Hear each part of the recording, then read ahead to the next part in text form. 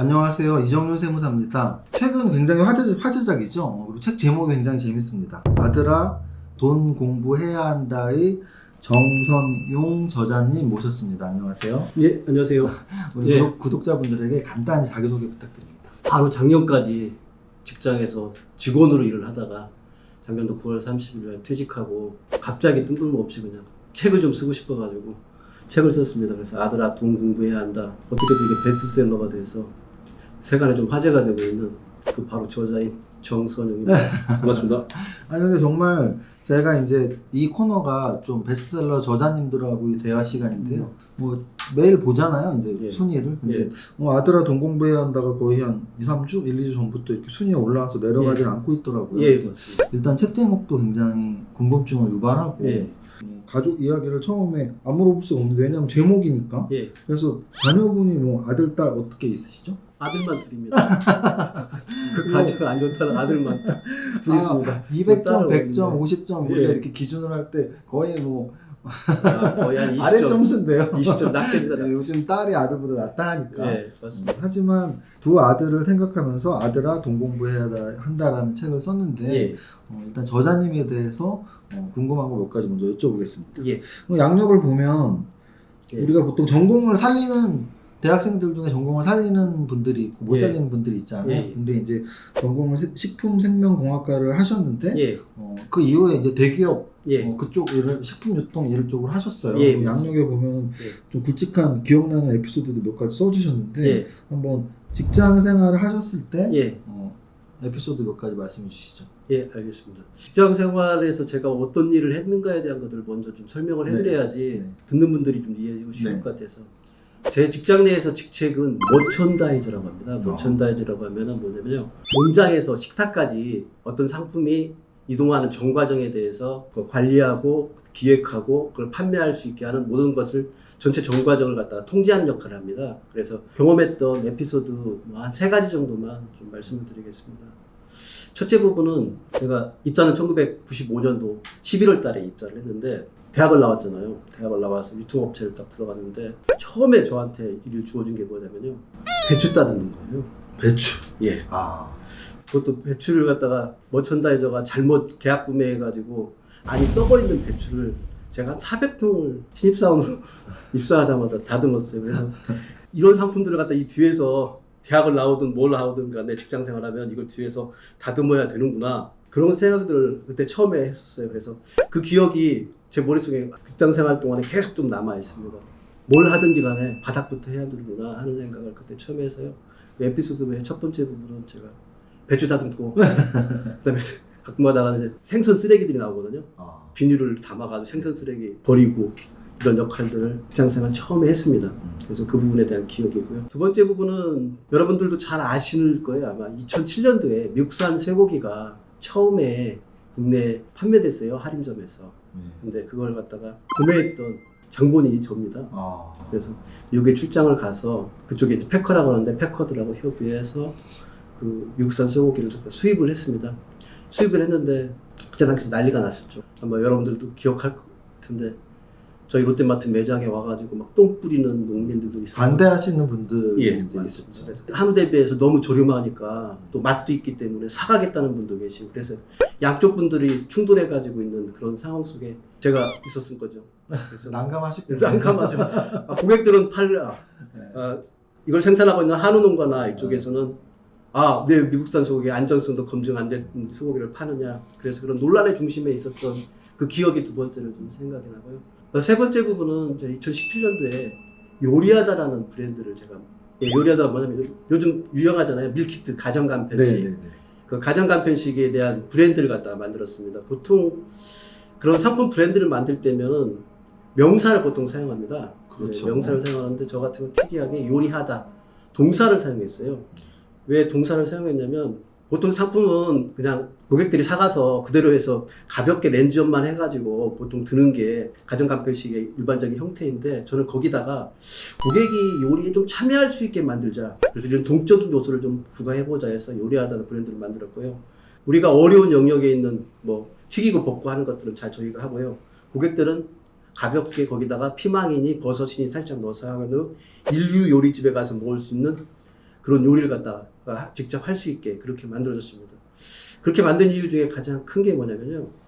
이 주부들이 인스턴트 식품을 갖다가 애들한테 먹일 때 길티 마인드라서 죄의식이 있어요. 그래서 그럴 때 죄의식을 좀 사라질 수 있게 가볍게 피망이라도 넣고 버섯이라도 넣고 해서 요리를 만들면 그런 길티 마인드 사라지게 해서 그래서 히트시키려고 했었는데 사실은 이런 부분에 대한 역할들을 고객들한테 충분히 홍보를 못해서 그런지 사실은 요리하다는 그렇게 성공적인 브랜드로 런칭을 못했습니다. 이 세 가지 부분이 사실은 그 제가 했던 직장 생활하면서 가장 기억에 남는 세 가지 기억입니다.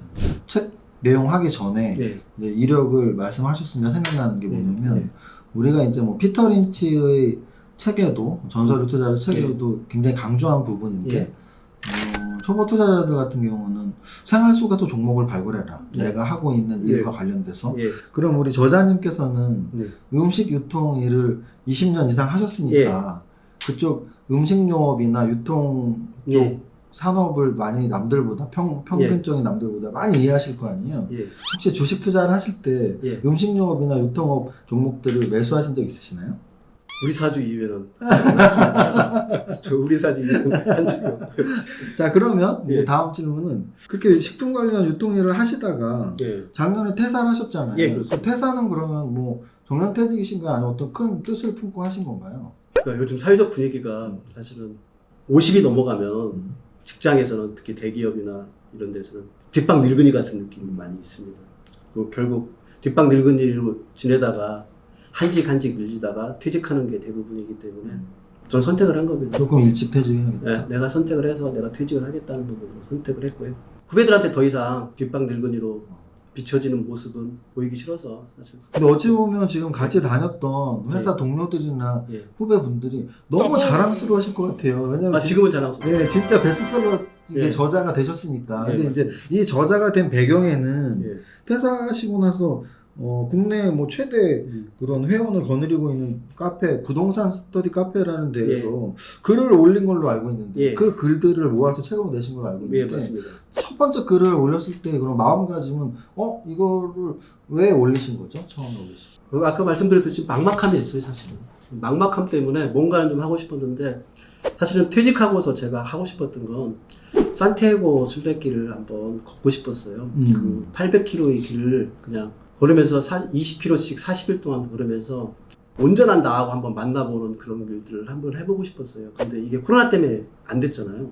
그래서 코로나 때문에 안 되기 때문에 그러면 산티아고 순례길을 걷는 것 같은 어쩌면 나 혼자를 만날 수 있는 길이 뭔가 이렇게 생각해 보니까 글 쓰는 거더라고요. 그래서 글을 쓰는 걸 통해서 나를 만나고 싶었어요. 그 만나는 중심에는 뭘 두고 싶었냐면 사실은 돈이라는 걸 두고 싶었어요. 경제. 그러니까 제가 25년 직장 생활을 했는데도 막상 퇴직할 때 되니까 막막함을 느끼는 이유가 뭘까 하는 부분들을 한번 풀어내고 싶었어요. 그래서 돈에 관련된 주제를 해서 그걸 한 편 한 편 써나가고요. 그런 부분들이 쌓여가지고 51편이 된 겁니다. 그래서 이 51편을 출판사에 연락이 와서 책으로 만들어지는 그런 과정들을 겪은 거죠. 그러니까 처음에 계획이나 의도 하나도 없었고요. 그냥 산티아고 순례길 대신에 글 쓰는 순례길을 한번 해보자. 그런 정도의 생각을 가지고 있었습니다. 저는 이제 경험을 굉장히 중요하게 생각하는 사람인데 예. 저자님의 말 속에 딱 묻어나는 그것들을 저는 대처시킬 수 못할 것 같아요. 무슨 뜻이냐면 책 표지에도 써있어요. 직원으로 시작해라. 그러나 직원으로 살지 말라. 예. 근데 이 말은 저자님은 강하게 말씀하실 자격이 있으시죠. 왜냐하면 95년부터 20년 이상 직장 생활을 하셨고 직장인이 아닌 상태에서 이 책을 쓰셨으니까. 근데 저는 뭐 사실 직장 생활을 그렇게 오래 하진 않았거든요. 그래서 이 책이 더욱더 궁금해지고요. 책 내용 전에 마지막으로 하나만 더 질문하고 싶은 게 있는데 지금 현재 퇴사하시고 나서 베스트셀러 작가이시기도 하지만 또 학교에서 박사 공부를 하고 있는 걸 알고 있는데 저도 석사까지는 공부를 했었는데 박사가 정말 어려운 부분이잖아요. 박사 논문 통과하는 것도 정말 몇 년 걸리는 선배들도 본 적도 있고 근데 박사과정에 도전했던 이유 그리고 박사과정을 학위를 딴 이후에 최종적인 목표가 혹시 있으신가요? 박사과정을 하고 있는 과가요 전혀 저하고 관련성이 없는 그런 경영학 이쪽이 아니라 사실은 식품유통경제학과입니다. 그래서 식품유통경제에 대한 것들을 공부할 건데 이게 식품유통경제가 좀 포괄적이긴 한데 압축해서 말씀을 드린다면 사실은 신선식품, 농축, 수산물에 대한 유통과 그 과정들에 대한 것들을 공부하는 그 과정입니다. 그래서 예를 든다 그러면 지금 요즘 많이 활동하고 있는 스마트팜이라는 거 혹시 들어보셨는지 네. 모르겠는데 스마트팜이 뭐냐면요. 이건 현재 가지고 있는 우리 농촌에 있는 모든 여건들 자체가 밭이나 논에 의해서 만들어질 수 있는 농작물들은 한계가 이미 봉착됐기 때문에 공장화시켜서 실질적으로 자동화되고 편리하게 하고 효율적으로 해서 그분들의 일손들을 돌아주면서 훨씬 더 생산성을 높이는 형태의 그런 비즈니스를 새롭게 좀 구상하고 싶었어요. 제가 유통에서 경험했던 유통에 대한 경험들, 그리고 지금 박사과정이나 이걸 공부를 통해 가지고 생산 쪽에서 스마트팜에 대한 생산에 대한 공부를 해서 이 두 가지를 접목시켜서, 그리고 모든 건 그런 것 같아요. 현장과 실질적 이론과 이런 부분들이 전면하게 전매됐을 때 시너지는 나오는 것 같아요. 그래서 이 두 가지를 갖다 접목하고 싶은 생각 때문에 박사과정을 좀 지원하게 됐습니다. 너무 좋은 말씀이네요. 4차 산업혁명이 결국은 예. 기존에 있는 산업과 예. 미래 산업이 이렇게 융복합되는 거라고 본다면 예. 스마트팜 같은 경우는 대표적인 그렇죠. 산업이라고 할 수 있죠. 예. 굉장히 좋은 의도로 예. 박사 지금 공부하고 계시니까 나중에 좀 계획하신 대로 예. 모두 이루시면 좋겠습니다. 자, 이제 알겠습니다. 본격적으로 예. 우리 구독자님들이 궁금해하실 책. 예. 이 책 표지가 진짜 예. 궁금할 수밖에 없어요. 왜냐하면 젊은이들이 궁금할 것이고요. 예. 그리고 또 하나는 학부모님들이 궁금하실 겁니다. 그리고 책 제목이 아들아 돈 공부해야 한다. 해야 한다. 약간 당위적인 의무적인 거죠. 그러면 직장인으로서 내가 돈 공부를 안 해서 약간 후회되나 이런 느낌도 들고 한번 책 내용을 하나하나 보겠습니다. 저는 원래 머릿말이나 목차를 예. 보면서 예. 저자님의 의도를 좀 간파하거나 파악을 하려고 노력하는데 예. 전 첫 문장 너무 마음에 들었어요. 이게 머릿말이 첫 문장이 탁 마음에 드는 책이 흔하진 않거든요. 예. 근데 이 첫 문장 너무 마음에 들었던 게 그냥 한 줄 써 있습니다. 25년 동안 쉬지 않고 일했는데 왜 아직도 이렇게 살기 힘든가? 25년 일하신 분들은 이 말씀을 듣고 진짜 눈물이 날 수도 있을 것 같고요. 또는 이제 막 신입사원으로서 일을 하면서 되게 답답함을 느끼실 수도 있겠죠. 이 저자님이 한 줄로 표현한 게 25년 동안 쉬지 않고 일했는데 왜 아직도 이렇게 살기 힘들지? 이 문장에 대해서 간단히 한번 좀 의미를 설명해 주시죠. 아직 책을 못 읽으신 분들이. 예. 어떤 분들은 이 제목과 그다음에 여기 뭐 50억 부자 아빠의 현실 경제 수업 하니까 제가 혹시 뭐 직장 생활하는 동안에 모든 걸 다 준비해주고 지금부터 내 삶을 즐기겠다는 파이어족인 줄 생각하는데 저는 그게 아니었습니다. 아니죠. 저는 전혀 그게 아니고요. 작년도 9월 30일 날 딱 퇴직하고 나오는 순간에 진짜 막막했어요. 솔직히. 제가 가지고 있는 자산이 50억이 있는데 이 자산 50억은 사실은 안고 있는 거예요. 자산하고 소득하고는 다르잖아요. 그냥 내 집이 세 채 가지고 있고 일부 땅이 있고 그다음에 현금 자산 조금 있는 것들 때문에 안고 있는 거지 이게 내 소득은 아니잖아요. 그렇다 그러면 내가 소득을 벌기 위해서 뭔가를 하면서 내 스스로 해야 될 일들을 해야 되는데 뭘 해야 될 건가 너무 막막한 거예요. 그래서 이 막막함 때문에 사실 이 얘기를 한 겁니다. 내가 25년 이렇게 했으면 이때쯤이면 우리 부모님 세대들은 나머지 인생을 즐기겠다는 생각으로 편안하게 퇴직도 하고 은퇴도 하고 이렇게 하는데 왜 나는 아직도 이렇게 막막함을 느낄까? 그 막막함 속에는 저는 이게 있었던 것 같아요. 내가 25년 동안 대기업에서 임원까지 했을 때 주변에서 막 날 대단하다 그렇다 그걸 받들어주고 그다음에 애우해주고 했던 이 모든 것들이 사실은 직장을 퇴직하는 순간에 하나도 남아있지 않다는 거, 그 모든 것들이 내 것이 아니었다는 거, 그 생각이 들었던 게 훨씬 더 강했던 것 같아요. 그럼 내 것일 수밖에 없는 것들은 사실은 돈, 경제적인 실제로 내가 활용할 수 있는 토대가 있는 것들, 물질적이든 삶의 어떤 기반이 될 수 있는 토대를 가지는 것들을 내가 스스로 가지고 있는 것들 이외에는 없을 거라는 생각이 그때 들어서 그래서 막막했어요 사실. 어찌 보면 막막함의 표현이네요. 25년 됐는데. 네. 근데 그 막막함 속에서 결국은 그래도 제목 자체가 돈 공부해야 네. 한다는 것처럼 돈 또는 물질적인 게 나한테 네. 남아있다라는 생각이 네. 드시는 거죠. 그렇죠. 더 재밌는 게 있습니다. 이제 네. 역시 머릿말에서 벌써 눈치를 다 챌 수 있는데요. 네. 저 같은 경우는 책을 지금 3권 썼는데 네. 사실 아내에 대한 거 머릿말에 이제 이름 정도 감사합니다. 감사해.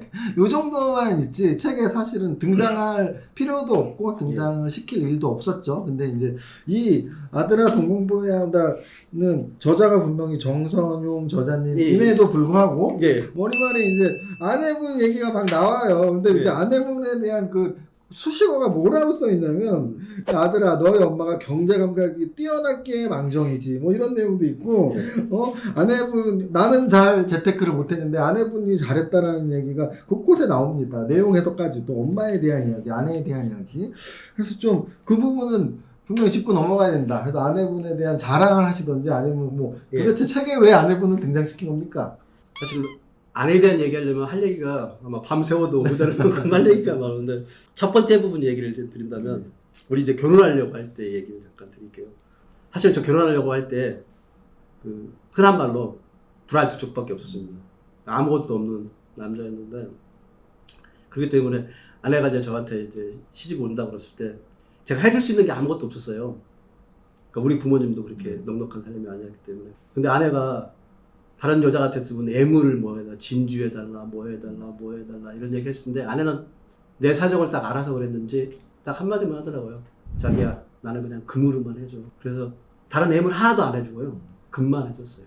근데 나중에 아내한테 물어봤어요. 왜 그랬냐 그러니까 진주나 다른 보석류들은 가치가 다 떨어져가지만 금은 내가 가지고 있으면 경제적 가치는 다 올라가기 때문에 나는 그래서 금을 선택했어. 이 정도 경제 감각입니다. 대단하시네. 예. 첫 번째 내가 아내한테 놀랬던 건 그 부분이에요. 애물을 갖다 금으로 받는 건 그때 당시 아내가 24살인데 24살짜리 그 여자가 애물, 진주 이런 것들 받고 싶었을 텐데 그냥 금으로 다 받겠다고 했던 부분은 남달른 부분이 있었던 거예요. 그 부분하고 생활하면서 지독하리만큼 어떻게 보면 아내는 전략하는 스타일이에요. 절약. 다른 모든 사람들이 뭐 돈을 모았다 그러면 소득이 높았다고 생각하는데 저는 사실은 소득이 높은 사람은 아니었어요. 첫 번째 다녔던 회사는 부도도 났고 했기 때문에 소득이 높았던 사람이 아니고 사실은 아내가 소비를 아껴가지고 동잣돈을 모아서 한 부분입니다. 그러니까 소비를 어느 정도 아끼냐면 불필요한 부분들을 쓰지 않아요. 예를 들어서 설명을 드리자면 애들하고 외식을 한번 가잖아요. 우리 아들 저하고 4명이 갑니다. 그러면 저는 이제 4인분을 시키려고 그래요. 고기, 뭐 돼지갈비라도. 아내는 3인분만 시켜라. 3인분이도 충분하다. 공깃밥 먹으면 되지. 네. 나는 가오가 있다. 4인분 시켜라. 그리고 그 자리에서 종업원 앞에서 서로 이제 말다툼하고 이런 일들도 있고 그만큼 효율적인 소비를 합니다. 아내는. 정확한 표현이네요. 효율적인 소비. 그러니까 소비를 자기가 할 수 있는 소비를 아끼는 게 아니고요. 가장 효율적인 소비를 해서 거기에서 모여지는 돈들을 갖다가 차곡차곡 모으는 겁니다. 이게 두 번째 부분이고요. 세 번째 아내가 가장 뛰어난 건 역시 경제 감각이에요. 투자에 대한 경제 감각. 솔직하게 말하면 집이라는 건 그냥 주거용이다. 사는 곳. 네, 주거. 사는 곳 이 정도의 의미인데 아내는 그게 아니라 투자 자산이다. 아내가 그렇게 표현하지 않았는데 나중에 제가 조사해서 이렇게 보니까 사실은 인류 역사상에 가장 안전한 투자 자산이 땅이었대요 보니까. 그 다음에 집이었더라고요. 그러니까 아내는 땅과 집에 대한 것들은 이건 투자 자산으로 결코 자신을 배신하지 않을 거라는 이런 생각들을 가지고서 투자를 한 거예요. 그러니까 종잣돈을 모으는 것마다 대출과 갭 투자 해가지고 부동산에 투자를 한 게 그게 아마 제가 작년 9월 30일에 퇴직하는데 그래도 이 돈이라도 있으니까 큰 도움이 돼요. 마음도 이해야 되죠. 그렇지 않았으면 더 막막했죠. 그러니까 후배들 멋있게 이 선배는 과감하게 퇴직할게. 자랑할 만한데요. 네, 근데 갑자기 제가 후회되는 게 네. 아내분하고 인터뷰를 했네요. 근데 아내는 행동파인데 이론적인 정립을 하고 말을 잘 못해요. 아내는 성격이 급해가지고 제가 이렇게 차분하게 이렇게 설명하니까 아내가 했던 것들이 이렇게 설명이 되지 아내 여기다 데려왔으면 아마 지금 이 얘기하다 흥분해가지고 말을 못했을 거예요. 저는 궁금한 게 그럼 정확히 점수를 매길 수야 없지만 수치화 시킨다면 만약에 아내분이 이런 소비 습관이나 투자 지식도 투자 실행력 이런 걸 100점으로 봤을 때 저자님은 아내분이 100점이면 저자님은 몇 점 정도 되실 것 같은가요? 저 솔직히 60점 하지만 이 책의 베스트셀러가 된 이유는 그 아내분의 그런 성공담 분명히 녹여있고 또 아까도 말씀하셨지만 저자님이 이론적인 부분 이런 거를 쉽게 설명했기 때문이에요. 그래서 책에 한번 본격적으로 어떤 내용인지 보겠습니다. 총 5편으로 되어 있어요. 부의 계단, 절약, 투자, 인생, 돈공부. 그래서 재테크 책을 많이 보신 분들은 이런 흐름으로 쓰셨구나 이렇게 감이 오시면 되는데 첫 번째 부의 계단 편은 약간 이제 도입부 시작하는 부분이죠. 그래서 뭐 돈의 맛, 부의 계단, 전월세와 부의 사다리 이런 재미있는 제목들이 있는데 제 눈에 가장 띄었던 건 자로 시작의 가가 되어라라는 제목이 되게 마음에 와닿았습니다. 예. 구독자 여러분들에게 1편에 있는 자로 시작의 가가 되어라 한번 예. 설명해 주시죠. 자는 근로자 노동자의 자자, 근로자 노동자의 자자로 그냥 그렇게 이해하시면 될 것 같고요. 가는 사업가 자본가 가로 이해하시면 됩니다. 그 뒤에 가자. 근데 이 자자는 사람 자자이고요. 뒤에 가자는 집 가자입니다. 아, 이게 한자로 네. 했을 때 우리가 근로자 네. 노동자의 자는 사람, 사람자. 근로하는 사람, 노동하는 네, 사람. 사람. 근데 가자는 집 가자기 네. 때문에 사업하는 집안 뭐 이런 네, 건가요? 그렇죠. 가문이라고 저는 가문? 그러니까 어차피 근로자나 노동자로 시작을 하지만 결국에 가서는 가로 거듭나지 않으면은 우리는 경제적인 어려움을 겪을 수밖에 없다는 그런 의미입니다. 이게 왜 사업가나 자본가가 되냐면 사업가나 자본가는 증여와 상속이 가능한 자산입니다. 증여와 상속이 가능한 자산을 갖고 있는. 예. 근데 보통의 자의 직업들은 라이센스를 보통 기반을 합니다. 그러다 보니까 좀 좋은 라이센스를 가지신 분이면 이렇게 세무사, 의사, 네네. 뭐 변호사, 검사, 약사 이런 분들인데 이분도 이 사자도 가의 직업의 범주를 벗어나지 못하는 겁니다. 왜냐하면 이 사를 직원 가신 분도 이 세무사를 아들한테 물려줄 수는 없잖아요. 그렇죠. 그러니까 당연하죠. 세무사인 당시에 자기 스스로의 밥벌이에는 가능하지만 그 아들한테 물려줄 수 있는 그래서 가문을 만드는 역할들을 못한다는 겁니다. 그래서 저는 자의 삶을 사는 것보다는 그 자의 삶을 통해서 가의 삶에 대한 것을 거듭날 수 있는 그런 마인드와 기반을 갖다 구축하는 게 필요하다 생각해서 자로 시작하라 늘라 가로 거듭나라고 했습니다. 핵심적인 말씀이죠. 우리가 이제 경제학에서 보면 예. 생산의 요소 중에 가장 중요한 건 결국 노동과 자본이죠. 예. 거기에 이제 추가로 이제 토지가 있는 거죠. 예. 세 가지 노동에서 임금이라는 게 있고 자본에서는 이윤이라는 게 나오고 토지에서는 지대가 발생하는 건데 결국은 사람은 땅이 아니니까 결국 땅을 갖고 있는 사람 예. 또는 자본을 갖고 있는 사람이 될지 예. 아니면 노동력을 제공하는 사람이 될지 그래서 자본주의 사회에서는 결국은 예. 자본가 아니면 노동자 둘 중에 하나가 예. 맞는데 예. 그럼 이제 저자님께 하나만 추가 질문 드린다면 예. 우리 아들한테 또는 예. 이 방송을 보시는 젊은 분들한테 예. 대략 나이대를 예. 뭐 대학 졸업하고 한 20대 중후반에 당장 나는 자본은 없으니까 자본가는 안 되겠죠. 그럼 이제 뭐 노동자가 되겠죠. 네. 근데 어느 정도의 준비를 해서 몇 살 정도에는 그래도 자본가 또는 사업가가 네. 되도록 시도를 하고 알을 깨려고 노력해야 될까요? 네 단계로 지금 네 구별을 단계? 네 단계로 구별을 지었습니다. 첫 번째 단계는 25가지는 보통 이제 배움의 단계입니다. 그 배우는 단계. 배움의 단계는 이때는 뭘 배우냐면요.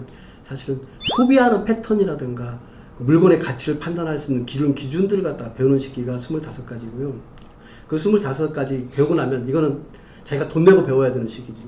대부분 다 대학까지 이제 돈 내고 배우고 그 다음에 저는 자로 일단 시작을 해야 되는 게 직장은 들어가야 된다고 생각해요. 직장을 왜 들어가냐면 직장이 저는 돈 받고 다니는 최고의 학교인 것 같아요.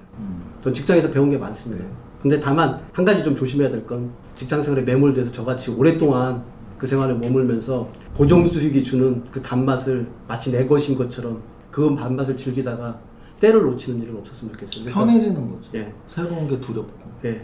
그래서 그 시기를 조금 빠른 시간 내에 멈춰서 저는 그래서 45 이전에는 그 전에는. 결정을 해서 그래서 그때는 그 사업가로 좀 거듭날 필요성이 있을 것 같습니다. 40대. 예. 왜냐면 45세부터 한 60세 정도까지가 사람들이 가지고 있는 체력적으로나 아니면 생각에 대한 근력들 이런 부분들이 가장 튼튼한 때가 나는 그때라고 그렇죠. 생각해요. 그래서 그때 사업의 흔들림 이런 것들, 위험 이런 것들을 갖다 좀 버텨낼 수 있는 게 그 45부터 한 65세 이 정도까지가 되고 65세 이후에는 사실 그렇게 해서 벌어둔 돈을 가지고서 그 자본수도 가지고 여생을 즐기는 게 맞다고 봅니다.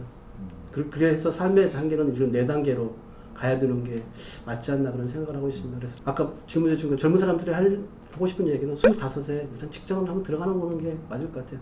알겠습니다. 책 제목이 아들아 돈 공부해야 한다니까 당연히 자식한테 말하듯이. 근데 이 영상을 보시는 분들 중에 우리 아빠는 돈 얘기 안 해주시는데 그럼 많이 굉장히 좀 도움이 될 것 같습니다. 자, 2편은 절약편이에요. 사실은 이 절약이라는 말을 젊은이들은 좀 싫어할 수도 있어요. 왜냐면 요즘 뭐 스웩이다 플렉스다 해서 좋은 차 타고 다니고 좋은 옷 입고 다니고 심지어 좋은 운동화 뭐 리미티드 막 몇십만 원짜리 사는 게 유행이라고 할 수도 있을 정도로 그냥 돈을 좀 많이 쓰는 습관이 있는 젊은이들이 많은데, 그래도 시드머니가 없을 땐 당연히 절약이 부자가 되는 재테크의 출발점인데요. 아예 한 편 자체가 2편이 절약편입니다. 근데 절약편에서 뭐 쇼핑에서 이기는 법, 소비는 미덕이 아니다 이런 내용들이 있는데, 제가 세무사라서 그런지 세금이 가장 큰 지출이다. 그러면 저처럼 세무사들이야 뭐 세금 줄이는 방법을 알지만 일반인들 특히 아들한테 세금이 가장 큰 지출인데 어떻게 하라고 가르쳐주고 싶나요? 그 부분은 세무사님이 하셔야 돼요. 저는 사실 마인드셋을 하고 싶었던 거예요.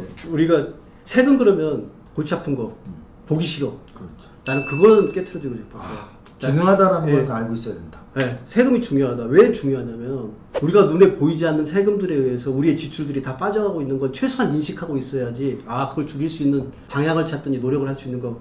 그래서 세무사님한테 찾아가서 도움을 받을 수 있잖아요. 근데 그런 마인드 자체가 없는 거기 때문에 저는 그 마인드를 심어주고 싶었어요. 예를 들어 설명한다면 저 직장생활 하면서 연말정산 때마다 13월에 보너스인 줄 알고 꽁돈인 줄 알았어요.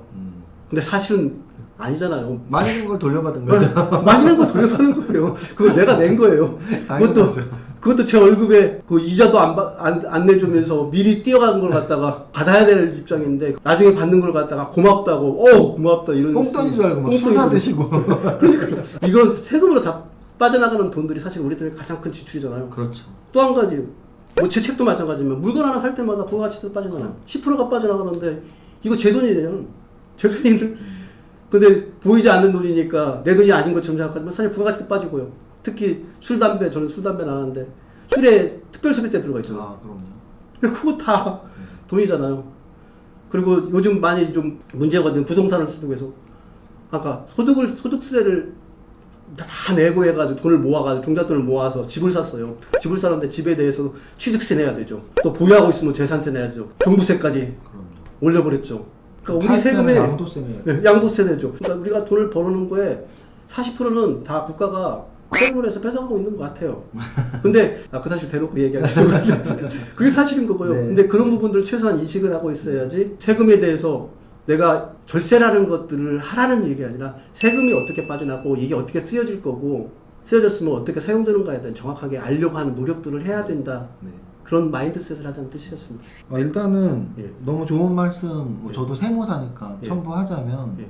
웬만한 분들의 지출 1위가 세금은 맞아요. 왜냐면 특히 고소득자들은 뭐 최고세율 40%까지 예. 적용된다면 예. 세금이 지출의 1위가 맞고요. 또는 저소득자들 같은 경우에도 말씀하신 뭐 부가가치세뿐만 아니라 여러 가지 뭐 예를 들어 소득은 별로 없지만 집을 팔 때는 당연히 양도소득세를 또 부담을 해야 되고 그래서 투자를 하시는 분들 중에도 이거 앞으로 벌고 뒤로 까진다는 말이 딱 맞는 게 부동산 투자 중에 양도세 절세를 잘못해서 뭐 양도차익이 한 2억 났는데 그중에 50%뭐 1억 세금으로 양도세 내야 되는 분들이 발생할 수도 있거든요. 그래서 어쨌든 세금의 중요성을 인지를 하고 인지를 한다면 절세 방법을 미리미리 찾을 수 있으니까 그런 뜻으로 좋은 말씀 해주셨고요. 거기에서 그럼 추가로 하나만 더 쇼핑 전투에서 이기는 법? 쇼핑하는 거 전투입니까? 그래서 이걸 돈을 줄여야 되는데 함부로 사면 안 되는데 어떻게 하면 쇼핑 전투에서 이길 수 있죠? 이것도 그 마인드셋인데 우리가 나와 있는 책 중에 마케팅 서적들 있잖아요. 네.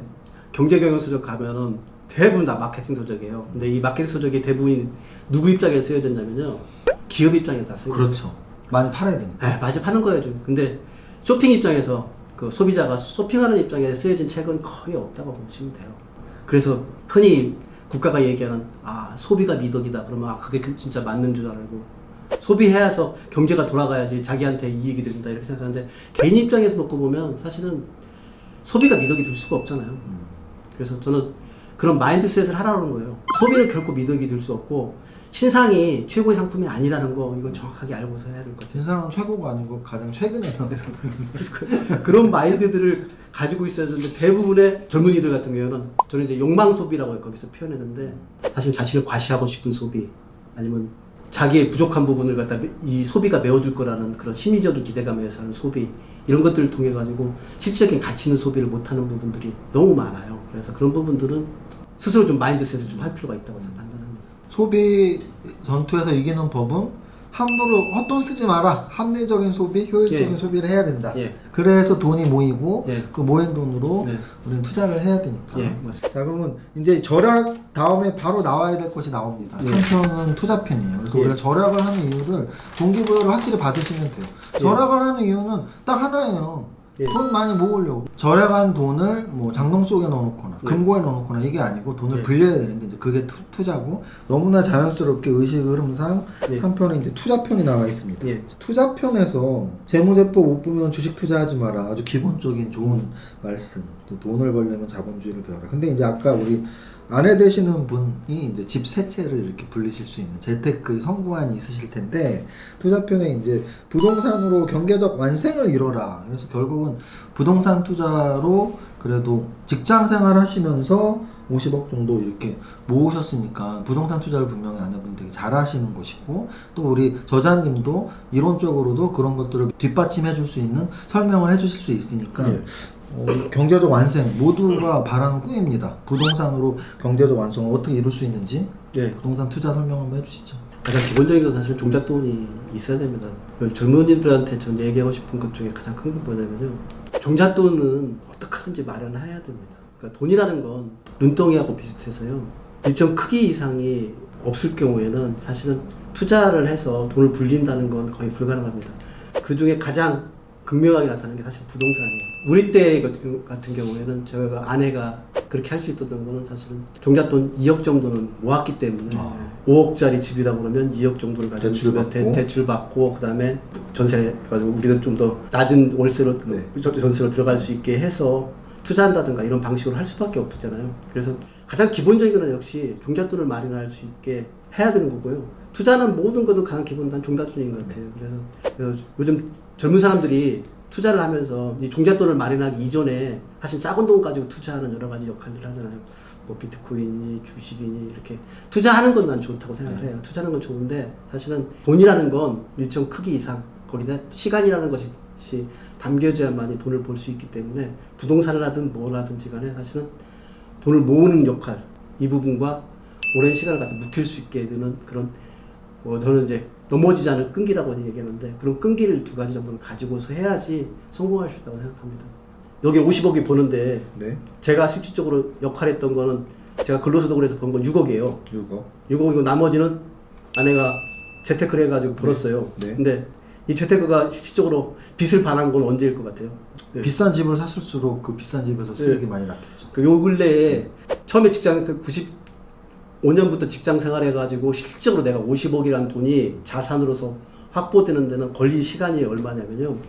20년이 넘어간 거예요. 결국은. 요즘 젊은 사람들의 생각에는 빠른 시일 내에 벼락거지에서 벼락부자를 되겠다는 생각으로 접근해서는 전 답이 없다고 생각했어요. 그래서 이 부동산 투자에 대해서 완성을 하는 방법은 뭐냐면요. 종잣돈을 모으는 것과 그다음에 시간이라는 복리를 그 안에 담아 놓는 거, 이게 두 가지라고 저는 얘기해요. 결국은 부동산 완성을 위한 조건 두 가지인데요. 예. 어쨌든 집을 첫 집 작은 집이라도 사야 되니까 예. 첫 번째 종잣돈. 예. 그리고 이제 집값이 하루 아침에 오르는 건 아니니까 예. 총 기간인데요. 예. 기간이야 뭐 시간이 지나면 해결해 주니까 예. 버티면 되는데 네, 버티는 거. 일단 종잣돈 모으는 게 문제인데요. 예. 우리 저자님이 예. 개인적인 사례에서 말씀하셨듯이 예. 첫 집 살 때 한 2억 정도는 일단 모은 상태였다고 말씀하셨잖아요. 예. 근데 그거는 한 20년이 이전 이야기고. 예. 그럼 지금 시대의 젊은이들이 첫 집을 사기 위해서 얼마 정도의 종잣돈이 필요할까요? 조금 더 많이 필요할. 지금은 많이 필요하겠죠. 지금 그때보다는. 지금은 많이 그러면 필요하겠죠. 결국은 조금 더 많은 돈이 필요할 텐데 근로소득으로서 일단 절약을 잘해서 모으고 그 종잣돈으로 이제 5년, 10년, 20년 이렇게 집값이 올라나. 최소한 10년 정도는 10년 10년 정도는 사실은 생각을 해야 돼요. 그러니까 종잣돈을 모으기 위해서 10년 동안은 아낀다고 생각을 하고, 그러니까 근로소득을 버는 것 중에 거의 60% 이상을 좀 저축한다고 생각하고, 그래서 종잣돈을 모아야 돼요. 60%? 예. 저는 60% 사실 아내가 60% 넘게 사실은 저축을 한 거예요. 그 아내의 그 저축하는 방식 중에 뭐냐면 아내는 일 저지르는 스타일이에요.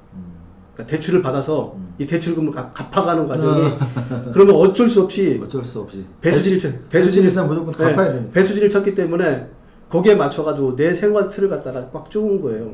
맞습니다. 그러니까 아내가 내가 처음에 신혼 때 사줬던 그 검정 치마에 누런색 티를 갖다가 20여 년을 입었으니까. 아, 그걸 안 아니, 해요. 지금 집 투자를 이렇게 잘하셨는데 지금 20년 동안 똑같은 옷을 입으시면 어떡해요? 남편분 생일 선물을 해주셔야죠. 근데 그런 생각을 가지고서 사실은 접근해야 되지. 요즘처럼 가볍게 투기하는 마음으로 접근해서는 저는 경제적 완성이 아니라 경제적 쪽박을 차는 거예요.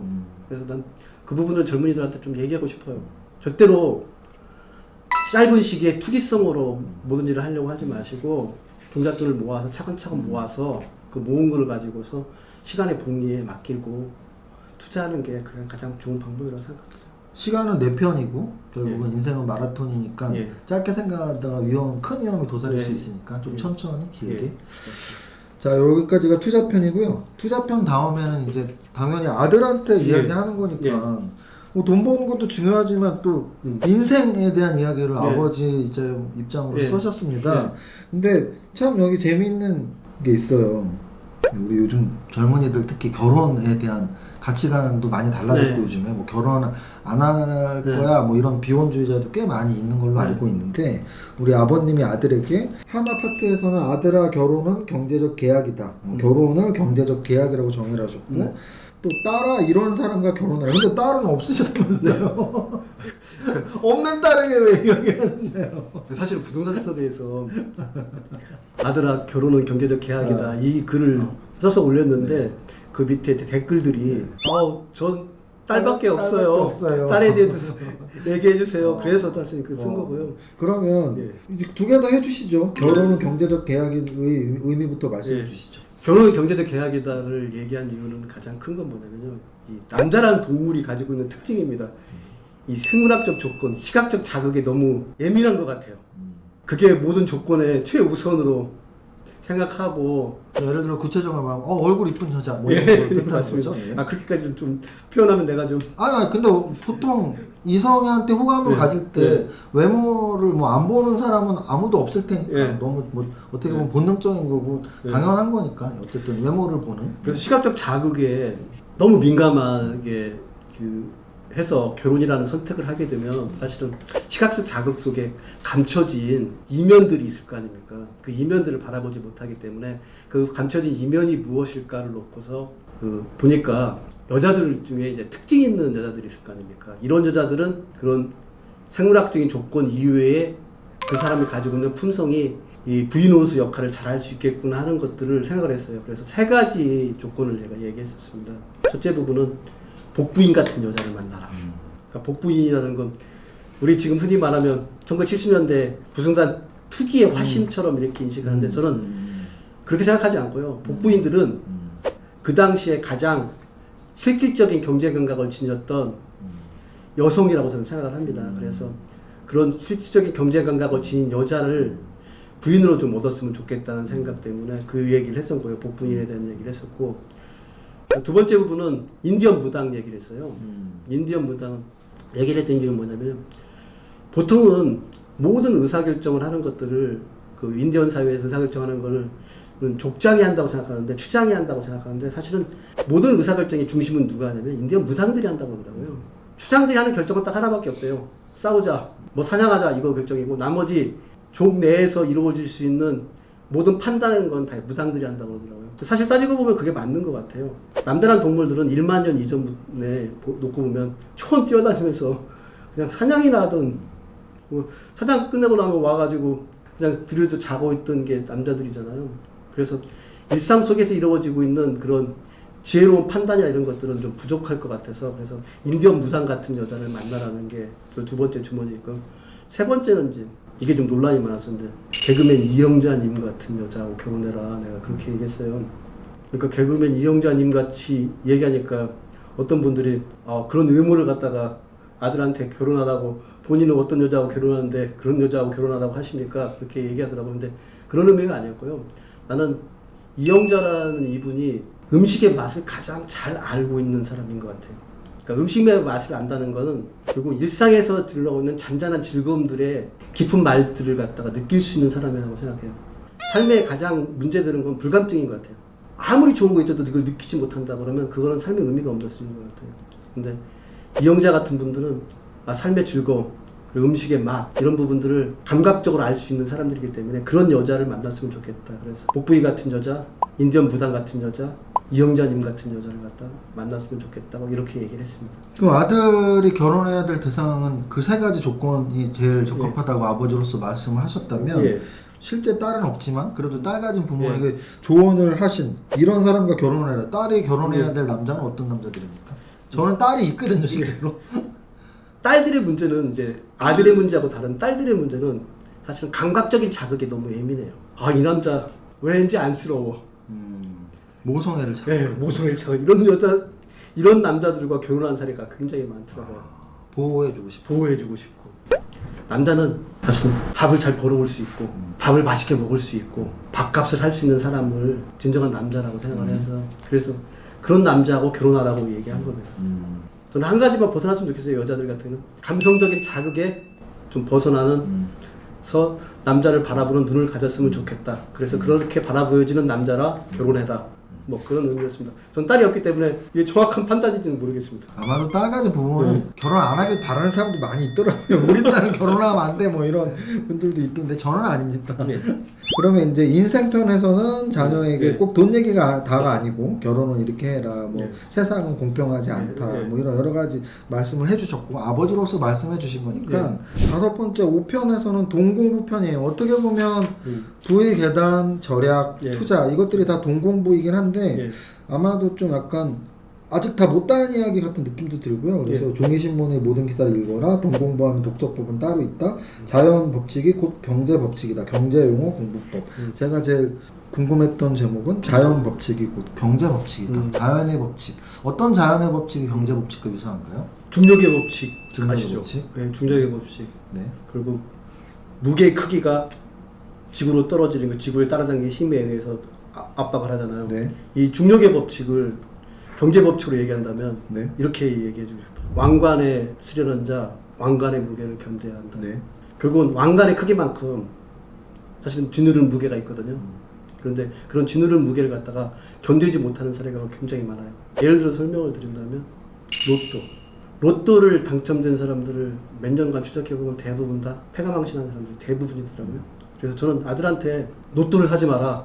여기 그 책에 그렇게 로또를 사지 마라. 나는 네가 로또에 당첨될까 두렵다. 감당하지 못할 행운을 얻거나 자기가 감당하지 못할 무게의 왕관을 쓰게 되면 그 무게 때문에 불행이 더 커지는 것 같아요. 그래서 제 아들은 그렇게 그 자기 감당하지 못할 무게에 의해서 그 삶이 핍박해지기를 바라지 않기 때문에 그래서 경제 법칙은 곧 자연 법칙과 유사하다. 그래서 자연 법칙 속에서 삶의 경제 법칙을 갖다가 너가 깨달았으면 좋겠다 하는 의미로. 중력의 법칙. 예. 저는 주식 투자를 20년을 했는데 주식 투자에서는 저는 자연 법칙을 연관 짓는 게 이제 사계절 순환 같은 순환. 느낌을 많이 받아요. 이제 네. 상승장과 하락장.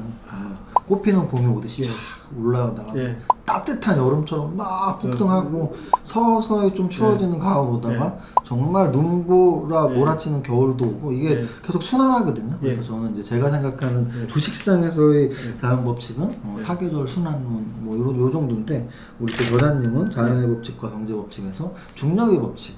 왜냐하면 땅이 무거운 걸 끌어당기듯이 어쨌든 우리가 재테크 돈을 추구한다면 그 돈은 분명히 우리 어깨를 짓누를 테니까 우리가 감당할 수 있는 부를 취하자 뭐 이렇게 해석하면 될 것 같습니다. 그리고 마지막 아까 서두에 말씀드렸던 아들의 편지 부분도 있고 근데 이제 아들의 편지 바로 앞부분에 맺은 말이 있는데 저는 첫 문장 25년 동안 쉬지 않고 일했는데 왜 아직도 이렇게 살기 힘든가 그 문장만큼 또 너무 좀 좋은 느낌 받은 문장인데요. 맺은 말의 문장 제목이 가난은 부끄러운 것이다. 우리 보통 가난은 부끄러운 게 아니야. 돈 많아봐야 뭐 좀 편리할 뿐이지 뭐 이렇게 말하는 분들도 많은데 맺은 말의 제목 가난은 부끄러운 것이다. 설명 한번 해주시죠. 원래 제목은 가난의 기억이었었어요. 가난의 기억? 가난의 기억인데 중학교 다니던 시절에 보통 중학교 다닐 때 도시락을 싸가면 도시락에 이제 맥심 커피병 아시죠? 네. 맥심 커피병에 김치를 싸가지고 이렇게 닫아가지고 이제 가잖아요. 김치 국물 새잖아요. 근데 이게 김치 국물이 새는데 네. 오늘날 차를 타고 이제 가는데 가방을 또 받아주는 누나들 있잖아요. 네. 이 누나들이 안 받아줬으면 좋겠는데 네. 난 안 주고 싶지 않은데 누나가 당겨가지고 왔는데 누나가 당겨가지고 와서 이렇게 세우는 게 아니라 이렇게 눕혀가지고 했잖아요. 내 김치 국물이 쭈르륵 다 새버린 거예요. 어떻게? 그래서 구멍으로 해서 어. 누나의 치마 이게 둘둘 떨어지고 있는 거니까 누나가 어마어마하게 소리 지르는데 딱 내려다 보니까 김치 국물이 흐르고 있으니까 이걸 딱 들었어요. 근데 이 김치 국물이 구멍 사이로 또 툭툭툭툭 떨어지고 내 신발에도 툭툭 떨어지더라고요. 아 근데 그 차 안에서 모든 사람이 나를 쳐다보는데 진짜 돌고숭이로 서 있는 것 같은 그런 느낌이 들더라고요. 그 김치 국물 흐르던 그때 순간이. 그래서 아 가난은 이런 것 같다. 가난의 모습은 이런 모습인 것 같다 하는 생각을 그때 했었어요. 부잣집애들은 보온 도시락 네. 통에다가 네. 국물 안 흐르는 거 그리고 네. 무슨 베이컨이나 햄 같은 거 싸갖고 다니는데 네. 근데 그게 불편한 건 아니잖아요. 부끄러운 거잖아요.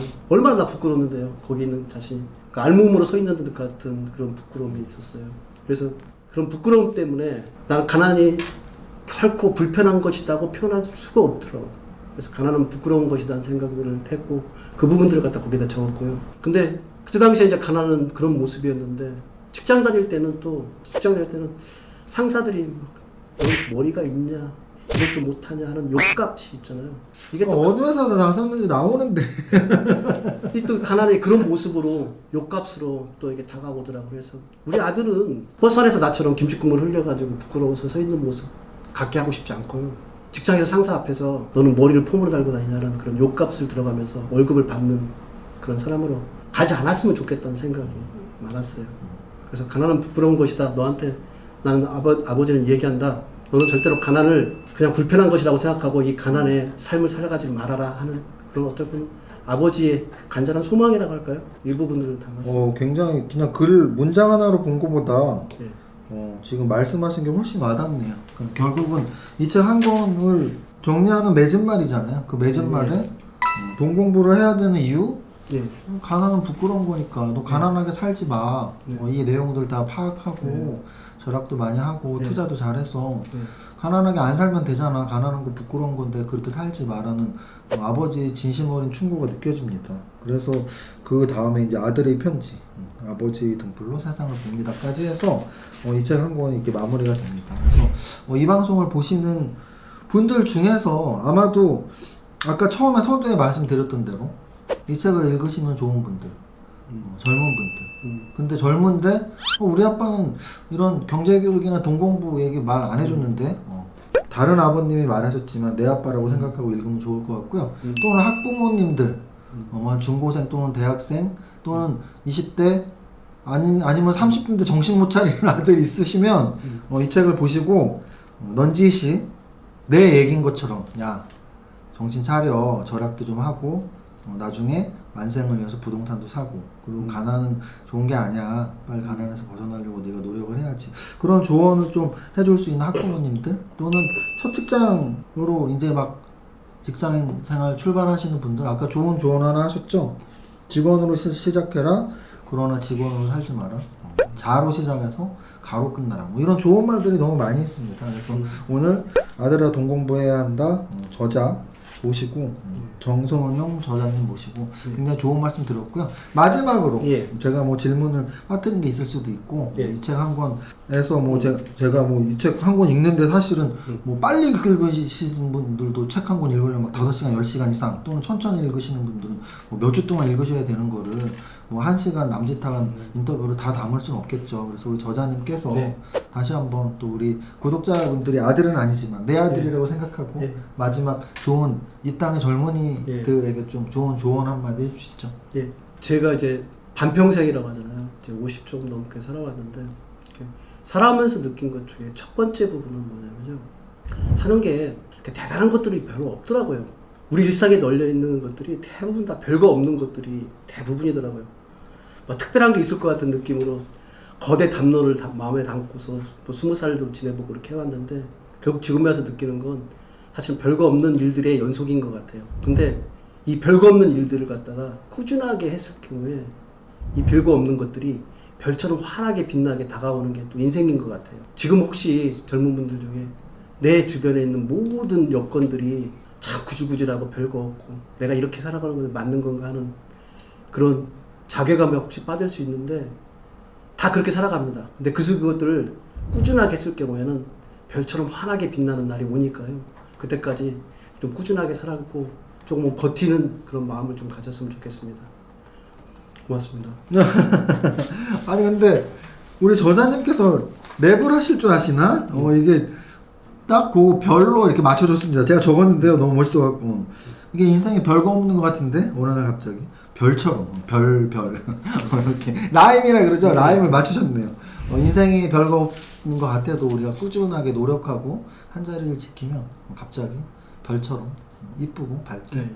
다가오는 순간이 있을 거라고 아버님의 마음으로 저자님이 젊은 분들에게 또는 젊지 않아도 아직 재테크가 무엇인지 경제적 완성을 이루지 못한 분들에게 좋은 말씀 해주셨습니다. 지금까지 아들아 돈 공부해야 한다의 저자 정선용님과 인터뷰했습니다. 여러분들 감사합니다. 고맙습니다.